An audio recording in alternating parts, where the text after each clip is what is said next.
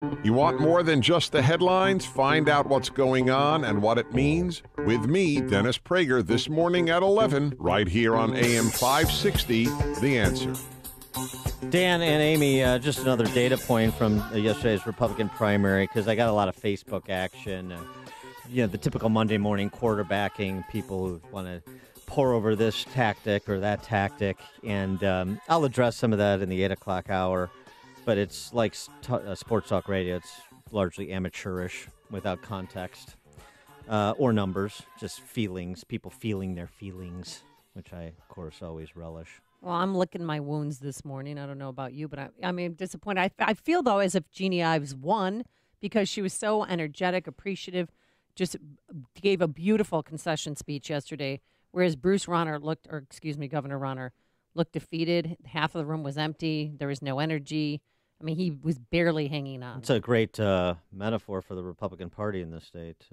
Looking barely hanging on, half empty, defeated. Bruce Rauner raised $215 per vote. Ooh. Jeannie Ives raised $12 per vote. So do you think that might have something to do with it, all you Monday morning quarterbackers? Yeah, but I mean, Jeannie Ives knew going into it. I mean, that was, always a point of contention. People are saying, well, she doesn't have the money to win. She doesn't. But you know what?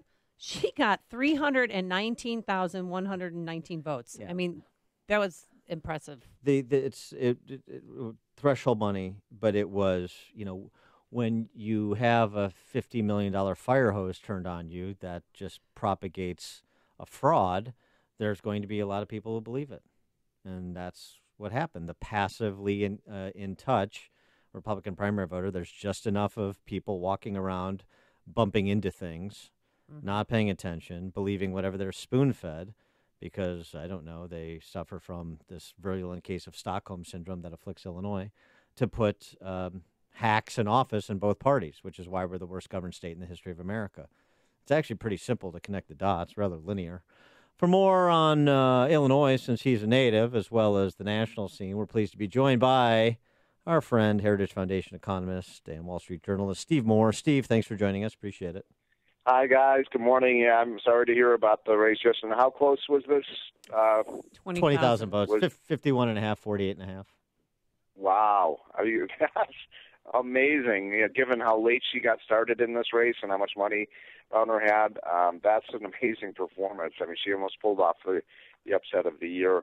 Now it'll be a question of whether Rauner can possibly, make up with the conservatives that he's so infuriated. I mean, as you guys know, I have connections all over the state of Illinois. I'm from Illinois, and I talked to most of the people I knew said they just really had a hard time. They would have a hard time voting for Rauner. I don't know if they voted for Jeannie or Rauner, but conservatives across the state are pissed off at him, and he's got to figure out a way to, if he's going to win against the Democrats. I don't know if he has any chance, but he's going to have to find a way to make amends. So maybe a mea culpa. I don't know if he's done one of those Governor yet. Rauner was just on WGN-TV, and Robin Baumgarten asked him, said, taxpayer-funded abortion, sanctuary state.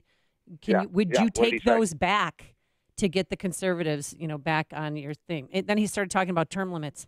He completely deflected, and it was the same canned speech and canned answer that he gives every single time, and she didn't push back on him and said, no, answer the question. I don't think he didn't say, we need unity in the party. He just talked about we need term limits. We do need term limits.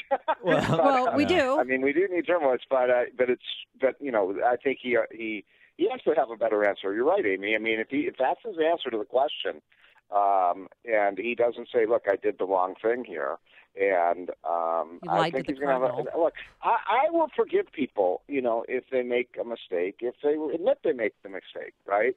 But if his position is I did the right thing, then it's hard to go out and pull the lever for a person like that. Yeah, I'd say. All right, well, let's level it up to the national.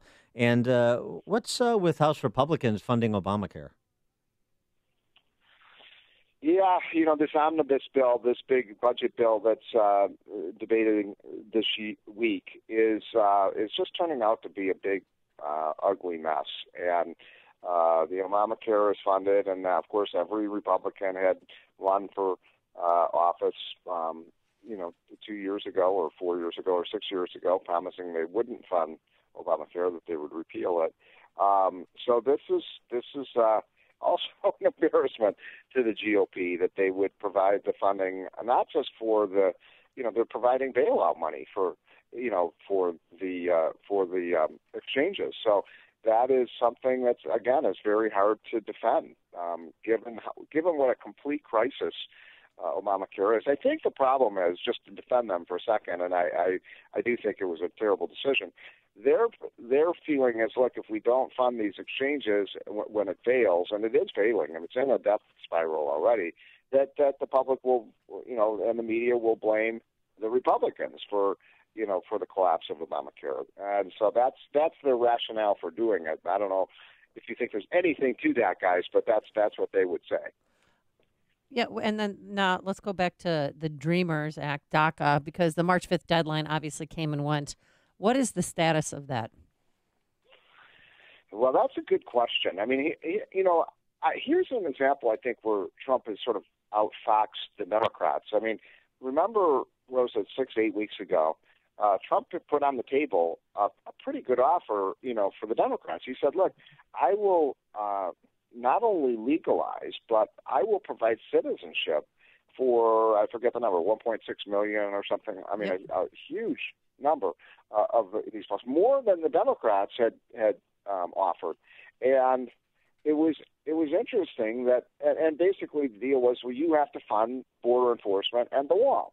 And Democrats basically walked away from the table on that. And the Democrats are not serious about immigration reform. They do not want to get this issue solved. They want to weaponize immigration so they can get the Hispanic and Asian population stirred up so they can win votes. But they don't want to solve it. And so I thought, that Trump really kind of made them look, they are just a resistance movement today. They have no interest in solving any problems, this included. By the way, I am for some kind of a legalization if the DACA dreamers, if they, number one, have not committed a crime, and number two, if they're not on welfare and they're not a public charge to the American taxpayer. But I am not for citizenship. I don't know where you guys are on this, but I think citizenship is a bridge too far for me. But Trump offered citizenship, and they rejected that too.